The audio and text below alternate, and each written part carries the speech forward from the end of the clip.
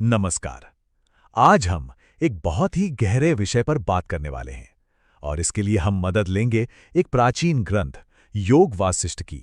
हम समझने की कोशिश करेंगे कि मन की असली शांति, वो सुकून आखिर मिलता कैसे है।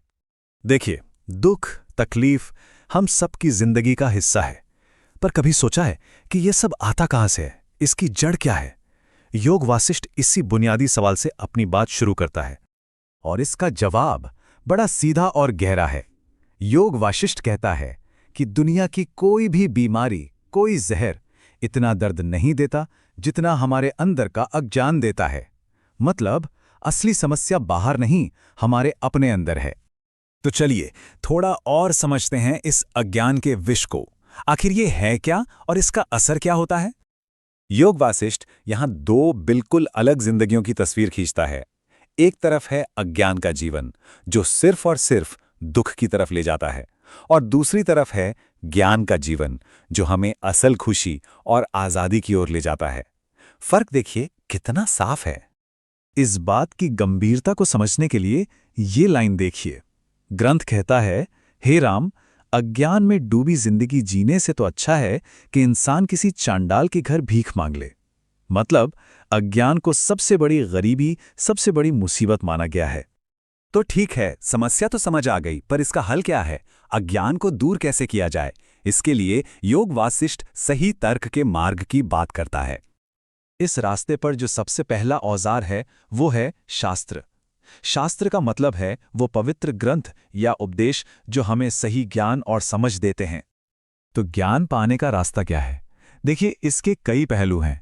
अपनी सोचने समझने की शक्ति, मतलब तर्क का इस्तेमाल करना है, शास्त्रों के उपदेशों पर भरोसा करना है, किसी गुरु से सीखना है और लगातार ध्यान करना है। ये सब मिलकर काम करते हैं।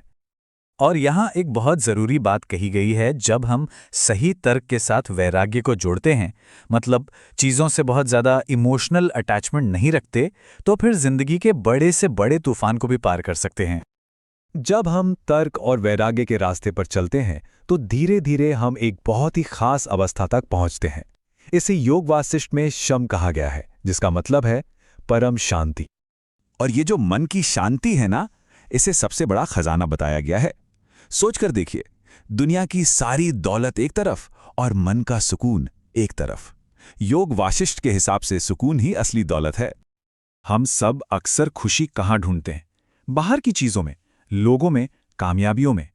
पर यहां साफ साफ कहा गया है कि कोई भी बाहरी चीज वो सुख नहीं दे सकती जो मन की शांति देती है। असली आनंद का सोता तो अंदर ही है। और हां, शांति का मतलब हाथ पर हाथ धरकर बैठ जाना नहीं है। ये एक बहुत एक्टिव, बहुत पावरफुल स्टेट है। ये सारी मुश्किलों को खत्म कर देती है। ये कितनी खूबसूरत मिसाल है। ग्रंथ कहता है कि जैसे सूरज के निकलते ही अंधेरा गायब हो जाता है, वैसे ही शांत मन में दुख, चिंता, परेशानियां सब खत्म हो जाती हैं। वो सिर्फ मुश्किलों को सहता नहीं, उन्हें मिटा देता है। अच्छा, तो जिस इंसान को ये भीतरी शांति मिल जाती है, वो दिखता कैसा है? उसका बर्ताव कैसा होता है? चलिए एक शांतिपूर्ण व्यक्ति के आचरण को समझते हैं। तो एक संत के लक्षण क्या हैं? देखिए, वो सुख दुख से ऊपर उठ जाता है। उसकी इंद्रियां और इच्छाएं उसके काबू में होती हैं। यहां तक कि मौत के सामने भी उसका मन चांद की रोशनी जैसा शांत रहता है। दुनिया की मोह माया उसे छू नहीं पाती और वो हर चीज को अंदर से और बाहर से बिल्कुल साफ साफ देख पाता है। और ये शांति सिर्फ उसके अपने लिए नहीं होती, उसकी मौजूदगी ही दूसरों को सुकून देती है। कहते हैं कि उसकी सौम्य नजर से मानो अमृत बरसता है। ऐसा होता है एक संत। तो ये जो पूरा रास्ता है तर्क, वैराग्य, शांति, ये हमें कहां ले जाता है? इसकी आखिरी मंजिल क्या है? वो है परम आनंद की अवस्था। ये एक ऐसी मंजिल है जहां कोई दुख नहीं है और जहां से कोई वापसी नहीं है। मतलब दुख और जन्म मरण के चक्कर से हमेशा के लिए आजादी। इसे ही मोक्ष या मुक्ति कहते हैं। अब हो सकता है किसी के मन में सवाल आए, क्या सच में ऐसी कोई अवस्था होती है? देखिए, योग वासिष्ठ इसका कितना प्रैक्टिकल जवाब देता है। वो कहता है कि मान लो ऐसी कोई अवस्था नहीं भी है, तो भी इस रास्ते पर चलने में कोई नुकसान नहीं है। और अगर है, तो ये विश्वास आपको इस दुनिया के भवसागर से पार लगा देगा। मतलब फायदा ही फायदा है।